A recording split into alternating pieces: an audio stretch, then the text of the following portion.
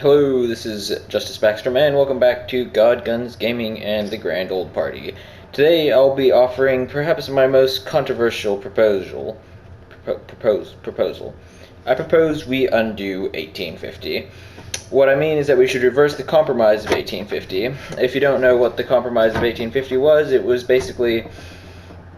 Alright, this requires some backstory. In 1836, Texas seceded from Mexico in the Texas Revolution and won the Treaty of Guadalupe Hidalgo, which granted Texas independence from Mexico and an absolutely massive amount of land, much more than we have today. Some of y'all already know where this is going.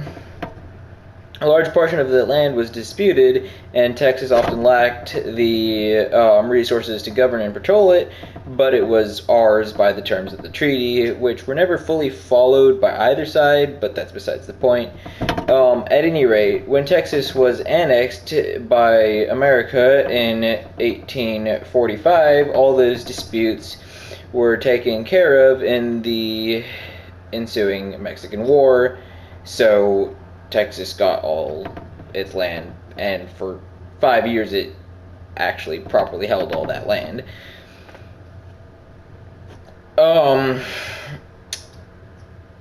However, the Texas state government was beset by a severe lack of funds, as had the the Republic of Texas's government been during the days of the Republic.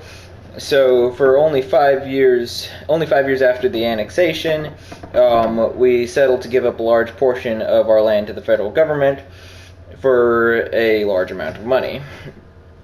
Now that was known as the Compromise of 1850, and that's why I'm here suggesting we reverse. By the way, I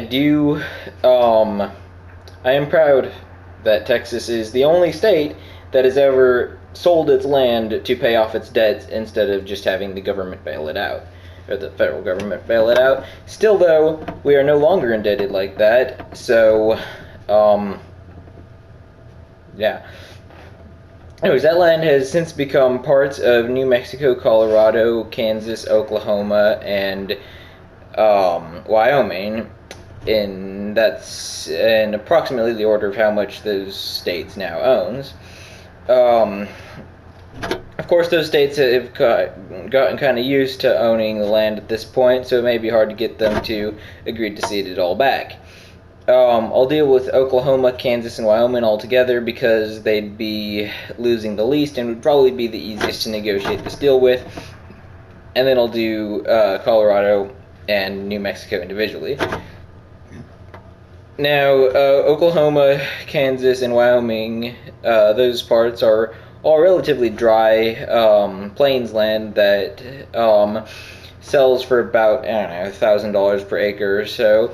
So considering the area they'd be giving up was rather small and insignificant, I shouldn't think we need to be offering more than, I'm just going to say, $1,200 per acre, plus an additional $10 million to Oklahoma.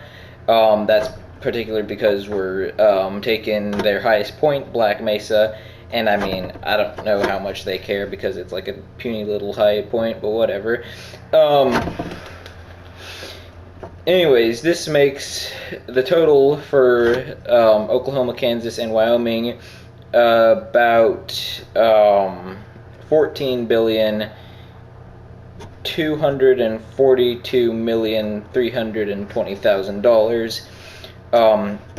Right now into Colorado. Colorado might actually be the hardest to deal with because this will cut them in half, sort of like what's with Michigan, except with instead of a lake between the two parts, there'd be a whole entire state. We'd also be taking their highest point, Mount Elbert. Because the Rocky Mountain land is somewhat nicer and more desirable than the desert-like areas of the other states, we'd probably be looking at paying more like $2,000 per acre, and then again, we're buying land in bulk, so rounding it down to that. Plus, on average, plus plus about $50 million for taking their highest point, which is much higher than Black Mesa, so that's why we're paying so much more. To make up for the whole cutting their state in half thing, we'd also let them keep any state highways that cut through the area, although we'd also fill the area up with our state highways and farm-to-market and ranch-to-market roads that we like so much. Also, one thing I think would please everybody would be that the land we'll be taking would be mostly rural areas, completely missing the big cities of Denver and Colorado Springs. So we'd be making Texas redder, which us Texans will like, and would make Colorado bluer, which some of the Coloradoans wouldn't like, but a lot of the rural Coloradoans would like not being disenfranchised anymore. So overall, it's a win-win. Colorado now brings our total to $66,918,000,000. Now, New Mexico may be even harder to negotiate than Colorado. Unfortunately, the New Mexican big cities like Santa Fe, Albuquerque, and Las Cruces are all at least partially on this side of the Rio Grande. That being the case, I'd recommend we leave them the counties those cities are in. That way, again, we'd get the rural areas of the state making Texas redder, New Mexico bluer, and the residents there better represented. Or at least more, well, whatever. Anyways, the New Mexican land is also fairly desert-like, so we'd again be paying only $1,200 per acre. However, New Mexico's highest point, Wheeler Peak, would also be in this area, so that's another $50 million. And why am I specifically picking high points? I don't know. High points are important. And there'd be other landmarks, but like I don't know about them, and like nobody cares.